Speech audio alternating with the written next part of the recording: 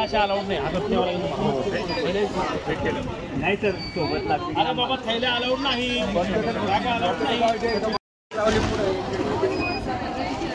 काय आता मध्ये हे आपलं रेनकोट वगैरे रेनकोट काढावरती येणारे झाले ना, जाऊ द्या, येतील ना ते मॅडम इथे, कशाला हे करायचं चालू ना।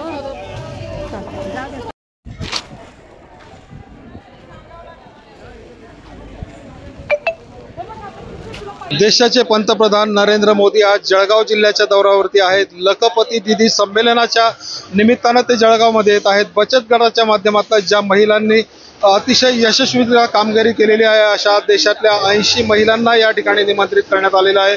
या महिलांचे अनुभव सुद्धा नरेंद्र मोदी जाणून घेणार आहेत आणि या सगळ्याच्या पार्श्वभूमीवरती कुसुंबा गावाच्या लगत जे असलेलं मैदान आहे, प्राईम इंडस्ट्री पार्क, या ठिकाणी त्यांची सभा सकाळी 11:30 वाजता सुरू होणार आहे।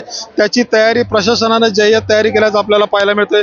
गेल्या 8 दिवसांचा जर जळगावचा विचार केला तर जळगावमध्ये मुसळधार पाऊस झाल्यामुळे मोठ्या अडचणींचा सामना आयोजकांना करावा लागलेला आहे। मैदानाच्या अनेक भागामध्ये प्रशासनानं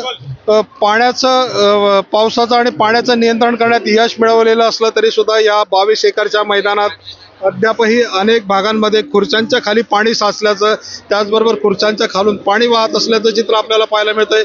पोलिसांचा आणि कमांडोंचा जो काही बंदोबस्त आहे, अतिशय कडक बंदोबस्त आहे आणि त्या कडक बंदोबस्तातनं प्रत्येक नागरिकाला या ठिकाणी सोडण्यात येत आहे। या ठिकाणी जवळजवळ 1 लाख बचत गटाच्या महिला येतील अशा प्रकारचा दावा प्रशासनाच्या वतीने करण्यात येतोय।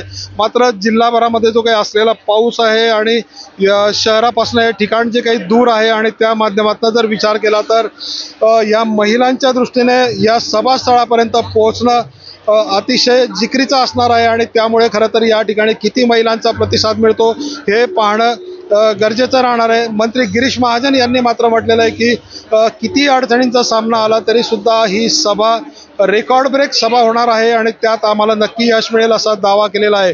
या ठिकाणी आता बचत गटाच्या महिलांना पंतप्रधान नरेंद्र मोदी कशा पद्धतीचं मार्गदर्शन करतात की जेणेकरून या महिला आगामी काळामध्ये सक्षम होतील, याकडे खरं तर आता सगळ्यांचं लक्ष लागलेलं आहे। चंद्रशेखर नेवे, एबीपी माझा, जळगाव। एबीपी माझा, उघडा डोळे बघा नीट।